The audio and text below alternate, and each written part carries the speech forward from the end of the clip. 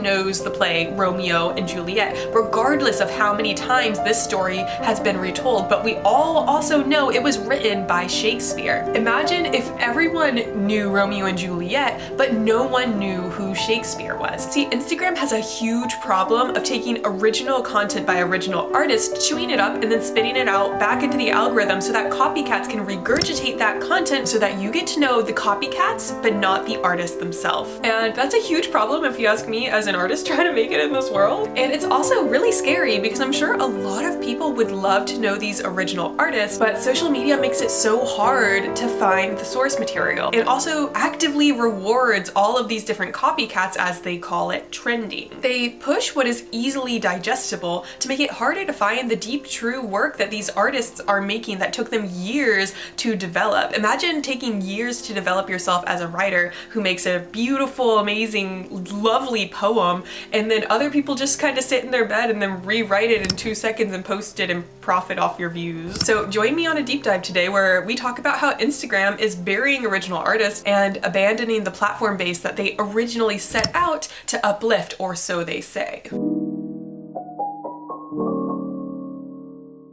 Editor's note here. While I was editing the video, I felt like I came across as if I'm criticizing the people who are hopping on these trends like they're doing a bad thing. And I just want to clarify that is not at all what I think. It is a very natural thing to do, to recreate what inspires you. In fact, creating copies is a huge part of how artists learn their craft. The problem with trends on Instagram right now is that it too easily suppresses the original creator, so that artists who spend years prepping to publish their work quickly get drowned out by the noise created when they actually do share it on social media. Rather than getting visibility for their labor, their creativity is exploited by the algorithm for continuous content use without proper credit. I am not knocking people who hop on these trends, nor am I criticizing any quote-unquote copycats mentioned in this video. I am criticizing Instagram for decreasing searchability on their app, as mentioned later in the video, for pushing visibility for suggested trending content rather than the artists we actually follow, and for not rewarding original creators the way they reward their copycats. I thought it would be an interesting discussion to have and to open our eyes as consumers whenever we are consuming content online. Anyway, onto the video.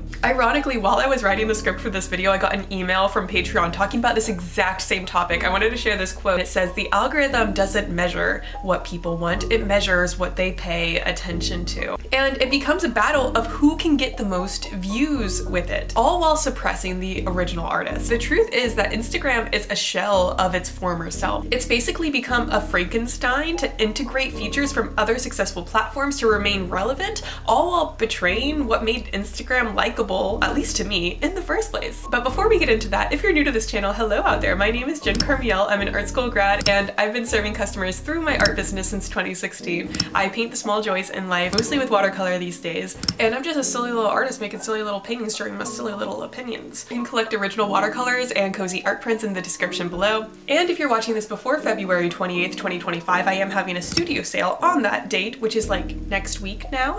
So definitely make sure you're subscribed to my email list so you're notified whenever all the artwork drops, because I'm so excited about this series. It's titled Explore the Rose Garden. It is inspired by my earliest happy memory picking roses with my grandfather in his front yard. I'm excited to see y'all there. I don't know about y'all, but I'm excited. So let's talk about it. Instagram, artists, this whole conundrum. Take for example the artist Jennae Cecilia. She wrote a beautiful poem about meeting her younger self for coffee. It goes like this. Hold on, I'm gonna read it to y'all. This is hilarious to me because of the point I'm about to make, but I tried to Google her poem and the first thing I get is a copycat.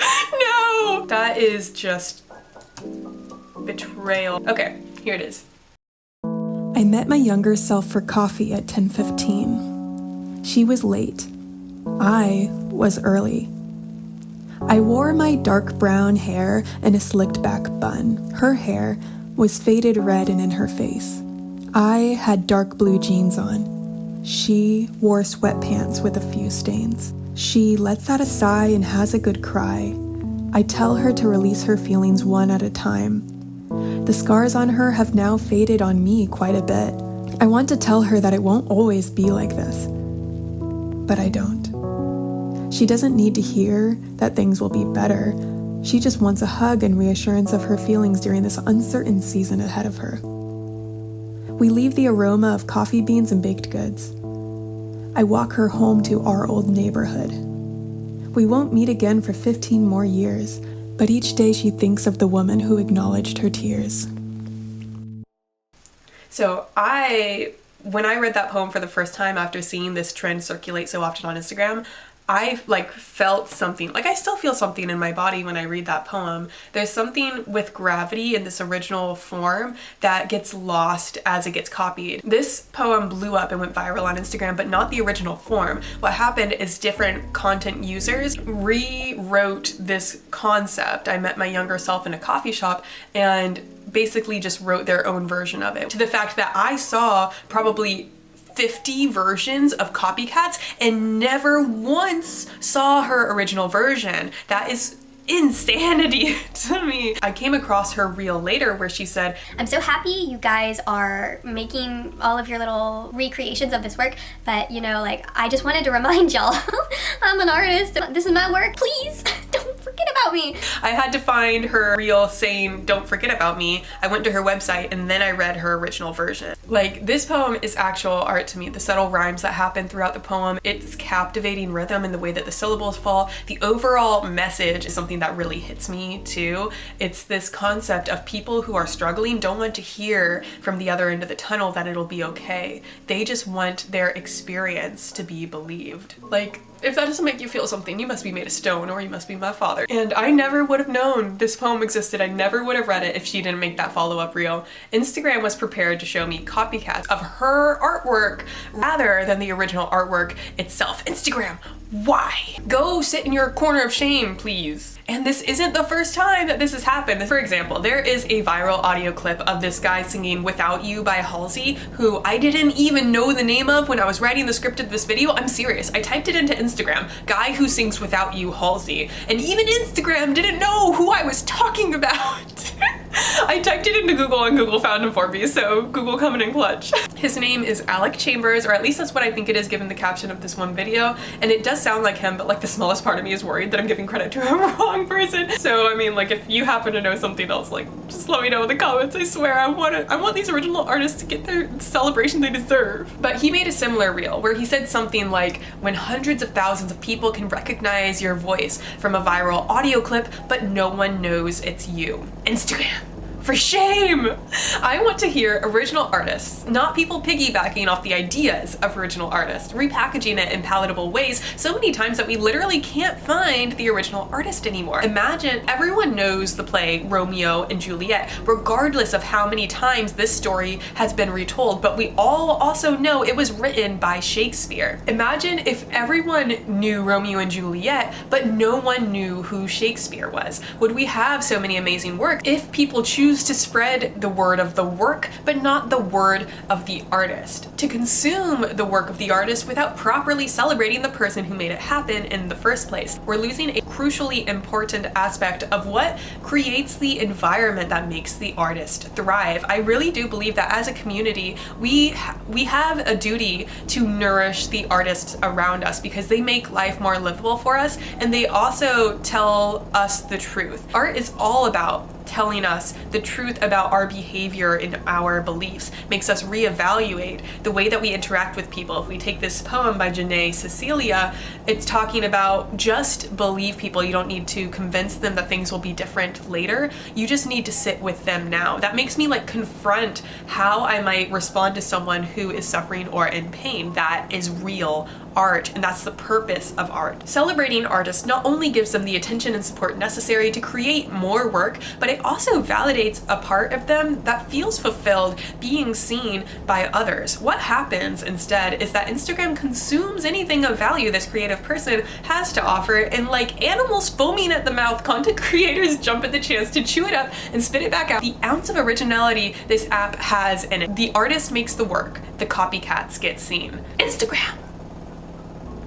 Corner of shame. I'm honestly really happy that these original artists said, hey guys, don't forget about me. Because if Instagram had it their way, we would have. See, Instagram isn't broken. It's working exactly the way it's designed to work, profiting off of our attention spans at the expense of original creators, oftentimes without us even realizing it's happening. Let me take you on a little journey now, a rabbit hole, if you will. Stay with me. In 2021, I posted my artwork on Instagram every single day like clockwork, and it was sustainable because I would spend time in the studio. I would just take still images of whatever I was making at the time, and at 9 a.m. I would post the images. It was so easy, I didn't have to think about anything. And I got pretty decent reach through that, but that is no longer the case. The more that I continue to share my artwork on Instagram, the more I start to lose faith and realize that this platform is just not what it used to be. I remember being in my real world class in art school, which is a class dedicated to making sure that you can enter the real world as an artist. And I remember while I was in that class, a student told the teacher that they wanted to be a tattoo artist one day.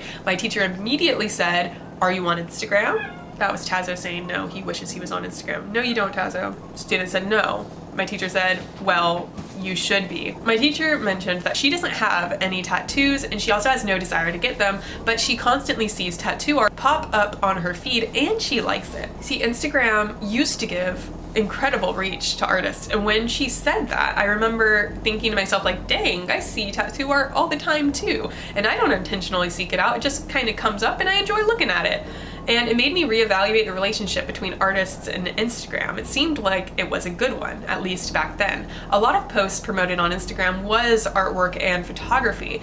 I even knew a photographer who went to my university who was pretty big on Instagram. They created really beautiful, gorgeous photography kind of content, and she's no longer active. Editing Jen here. This artist is still active on Instagram. She posted 18 hours ago. This is just an example of Instagram not showing me the content of the people that I follow. For shame, Instagram! Instagram was originally a beautiful community that made it perfect for people to gather and find artwork. I mean, before video content became a thing, it was the most valued resource. My best year on Instagram, for me at least, was 2021, when I was still posting consistently still images of my paintings, usually a new one every single day, occasionally a selfie or two, maybe a text post, and it was sustainable. I didn't feel like keeping an active account took away or detracted anything from my day at all. I worked in my studio and I took photos and then I posted them. It was easy. I got good reach, I got good visibilities, my followers were able to find my content, but now, I mean, I can't even see my own artist's work that I love on Instagram. I saw someone story post one day and I was like, ooh, I haven't seen their art for a while. I went to their profile. They've been posting this whole time. They've been posting this entire time. Instagram hid them from me to show me TikTok dances? For shame, Instagram. It's like Instagram is feeding you things that, one, make you feel worse, and two, that you're not consciously interested in, just to keep you on the app like a zombie. I mean, I saw my screen time for Instagram and went, there is no way that's possible. Like, I have to be leaving my phone open, like on a table or something. And then I decided to block Instagram from my phone between the hours of 6 a.m. and 6 p.m. So essentially no morning or afternoon Instagramming for me. And I realized how darn often I opened the app like subconsciously and was just greeted by this screen. Like, my body was just opening the app without me even realizing it. My mom once said growing up that if you're not paying money to use a product, then you are the product. If you are scrolling Instagram for free, consuming content that creators put a lot of time and effort into, then whether you realize it or not, you are participating in your attention span being farmed and curated by companies to advertise their products for. Your attention is probably the most valuable thing to businesses that want to sell you things. Just like, think about that for a second. This app is now literally designed to be addictive, to leverage your emotional responses from shocking or surprising content against your own interests. I mean, when my reach took a serious dip, I decided to look up advice on how to grow my reach on Instagram. And do you know what I heard? Fear is the easiest emotion to trigger. And in order to hook your audience, use fear and surprise. Make people feel like they're missing out on something. Make people feel like they are not enough on their own. Like, this was legitimate advice that I found. And like, what? I don't want to market using fear. I want to market using desire. I want people to feel good when they look at my artwork. I want people to feel good when they think about me in general. But apparently that doesn't satisfy the Instagram algorithm. I don't know why I said it like that. You stay there, Instagram. No one wants you here. A second piece of advice I heard when I was trying to investigate why my visibility was in the literal toilet was to copy You know, the thing that we've been talking about this whole time? The advice I received was to take something that works for me once in the past and do it again. Take something that worked for someone else and do it again. Copy, copy, copy. And this advice to continue copying and regurgitating very similar content is why we get comments on people's posts saying, why are you making insert quality your entire personality? It's because if you want visibility on Instagram, you have to be a copycat version of yourself and others. The Instagram rewards plugging the same content back into the same machine, rinse and repeat. The very few original pieces that make it on Instagram that actually resonate with people immediately get steamrolled by other creators who hop on that trend, recreate it, and then they get the visibility, likes, and views for it. The original artist is lost in the noise.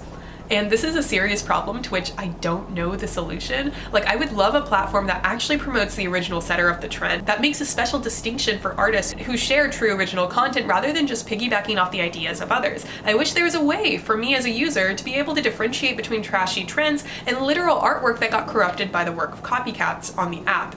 Or maybe even like a hall of fame, like a place in the app where you can submit your work as an original artist that started a certain trend, so that original artists don't get lost the way that they do right now. But in order to address all of that, you have to realize that there are different goals for people like me and you, and for the people that run these apps. As an audience, and I'll just talk for myself, I want to find creators that make me feel good. I want to find artwork that resonates with me and makes me feel inspired, that makes me go, ooh, yes, I love that. I want to find something that makes me think about life and reevaluate my own life and my own choices and the way that I navigate the world. I'm not just that kind of self-improvement kind of person, if you know what I mean. I just like it. But that's not the goal of the people who run this app, is it? It's not to give you content that you actually want and are interested in. It's to monetize off your attention span, to make money from businesses who want to put their product in front of as many eyeballs as possible. I think that TikTok actually has a really good format for at least a happy medium there by having the friends only column. That way at least the people that you actually follow don't get lost inside an algorithm trying to push what they think that you want to see. I really do wish that Instagram prioritized user control much more than just assuming they know the best content to show me. Like, oh yeah, I have Instagram blocked, I can't even demonstrate. So Instagram has this area for like reels only. Like, what is this stupid little button I've never ever gone to once in the first place, because my For You page is already all reels and my searchable content is also already all reels. Why do you need this additional button for reels? But alas, Instagram is just trying to incorporate other features that succeed in other apps just to decrease its own usability and really annoy current users. And I know these corporations don't have any moral or ethical duty to their audience to make sure we're not rotting our brains. Yeah, that's on users to moderate. But I just can't help but wish things were different. Like, I wish that Instagram wasn't a soul-sucking monster that tries to push the most shocking and relatable content when I'm just a silly little artist trying to carefully curate the things that I consume. Make sure I don't have any more depresso juice in the brain than necessary. There's definitely a dangerous side to social media, treating the attention span as something to groom and exploit. You know how we used to watch like cable TV and we used to like pause the TV show or pre-record it so that you could skip through the commercials? In a weird way, they've literally trained us to carry around a tiny little TV in our pocket and to continue to open it and turn it on when we're mildly bored just to watch only the commercials. Like, who knew this would be my life? I'm asking a lot of questions to which I do not have any answers. So, I mean, what is the best way to build an audience and become known for your work? Is there a way to successfully use platforms like Instagram today, 2025, where you don't get overrun by little gremlins trying to piggyback off of your original ideas? Or has Instagram as a platform that made itself famous in the first place off the contributions and efforts of original artists now fully turned their back on them? If you enjoyed this video, go ahead and give it a lump. No. If you enjoyed this video, go ahead and give it a thumbs up and subscribe because it really does help me out. Consider checking out my Small Joys Club as well. When you join the Small Joys Club, you get an art print and a letter from me every month to help you celebrate those small joys. And I also tell stories about my silly little cat, Tazo. It's really funny that he just hopped up on me right now because he knows he's a star. You know you're a star, Tazo. Anyway, as always, spending any amount of time here on this channel with me is a gift. I really do consider it a gift. And for that, this humble artist says thank you. My tea is too cold. I've been talking too long.